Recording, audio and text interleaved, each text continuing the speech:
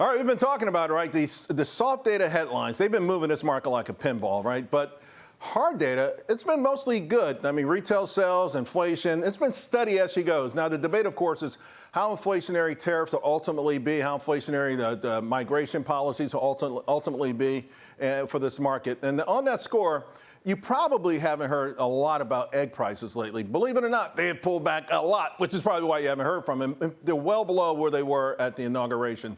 I'm going to bring in now two of the smartest guys I know. RenMac, head of economic research, Neil Dutta, along with academic securities, head of macro strategy, Peter Tchir. Guys, I'm glad you know each other very well. So this is not about eggs per se, but eggs are considered inelastic. Usually higher prices doesn't mean much in terms of demand, but it feels like even eggs found a level that people said, no, I'm not going to pay you $9 for a carton of eggs. And if it can happen to eggs, I wonder how easily, Neil, will they be able to pass prices on? Like, you hear folks talk about, like, okay, the tariffs are simply going to be passed on to consumers. I'm not buying it. Well, I don't either, but I think the administration, Charles, had a really interesting plan for eggs, which is just let the chickens hatch the eggs. And now we're reaping the windfall of that. Yeah. And as you mentioned, I think it's interesting that nobody's talking about it. But remember, for your listeners, that's going to take, 30-40% drop in egg prices is probably going to take about a tenth off of headline inflation in a month. So that's a pretty big move for one category. But I agree with you that, look, consumer incomes are slowing down. Right. So companies won't be able to just pass on higher prices. Right. They're going to have to eat the cost. The only company, Pete, I heard that really was confident about it was AutoZone. I guess maybe the average car is 14 years old, so you know what, you got to fix the jalopy, you got to fix it. But other than that, it's, someone's going to, a lot of folks are going to have to eat this along the way. Yeah, I think the people who are exporting are probably going to eat some of it. I don't think as much as they did during Trump 1.0, where China certainly ate a lot of it. And I think it's going to be very product specific. So, you have certain qualities of steel that really aren't produced in the U.S. They will probably try and pass that on because there is no U.S. alternative. And I think that's going to be really the battleground. Are the tariffs enough to make the U.S. competitive? Do we have the spare capacity? Where it's good, we move on. So I was reading an op-ed this morning, and I never heard this word before. Autarkic, I think I'm pronouncing it right. It's sort of a self-sufficiency, a country that's self-sufficient.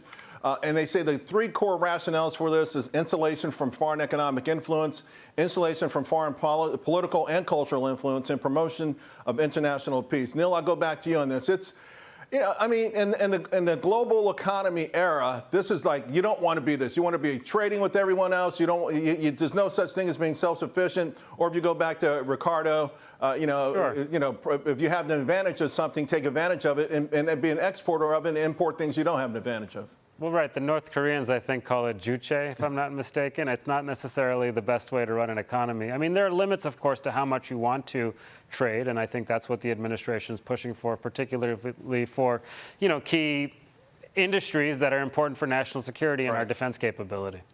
Yeah, and that's exactly, I think, how at Academy Securities we've been looking at it. I'm privileged to work with 20 retired generals and admirals, and so we think a lot about national security, and I think we've kind of been trying to take this from drill baby drill to refine baby refine to just more simply. Anything that's good for national security should lead to national production. Where does steel come in on that? Isn't that a national security issue?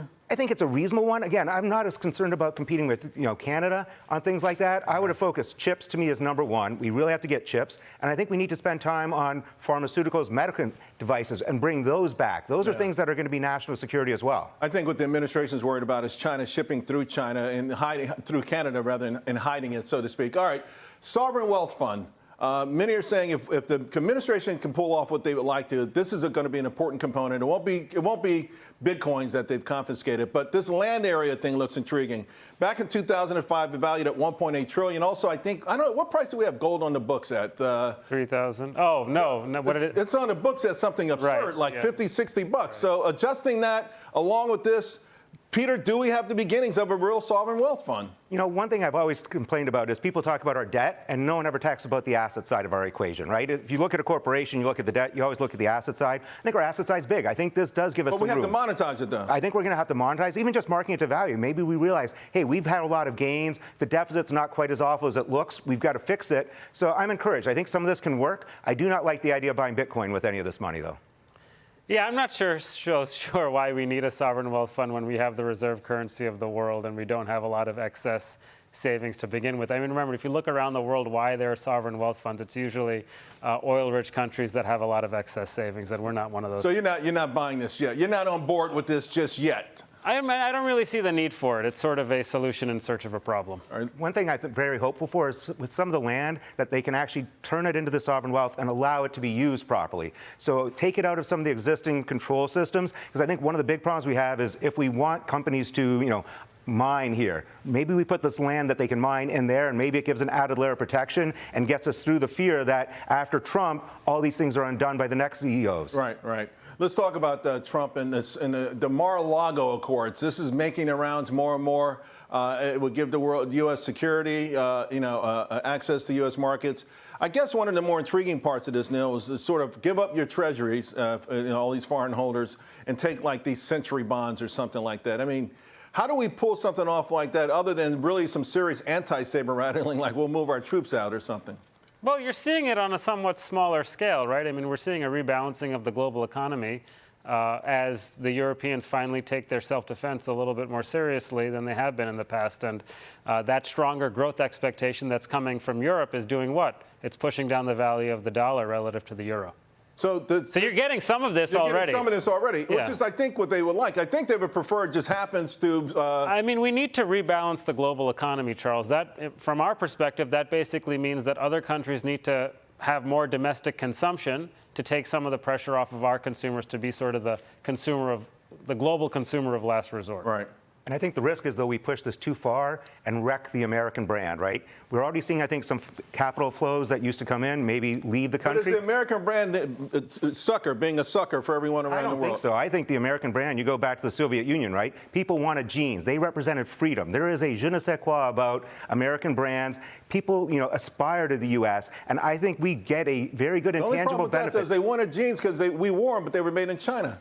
Now they have been made in China, but I think you're going to see some problems for American brands if we push too hard on foreigners. Less than a minute to go. Doge, more bark than bite. So ambitions, huge. Claims, pretty good so far. But folks who are watching this, they're saying, okay, the receipts aren't just there yet. Your thoughts on Doge, Neil? Well, I tend to agree with what you just said. It's more bark than bite. I think it's interesting. It can't be this disaster on the one hand and then also amount to nothing at the same time. I think what's more important for people to understand is that state and local governments are cutting back this year. And that's going to be a meaningful headwind to growth because they've been adding a lot to growth over the last number of quarters. And remember, they've kind of exhausted their pandemic relief money. So it's state and local governments, I think, that'll matter more on the fiscal side than the federal government. There's a monetary aspect to this, also just an efficiency aspect to this also. Yeah, I think what's coming up constantly when we're talking to clients about this administration, people are on board with the what they're trying to do. The how they're going about it is disturbing some people, and I think that's adding additional headwinds. The way we kind of are more bark than bite, those are all problematic. I think we risk really slowing down, and we're not prepared to bring a lot of production back in the U.S. right away. So I'm scared right now that we head to a recession. Oh, boy. All right. Peter? Thank you very much. Thank you both very, very much. Really appreciate it.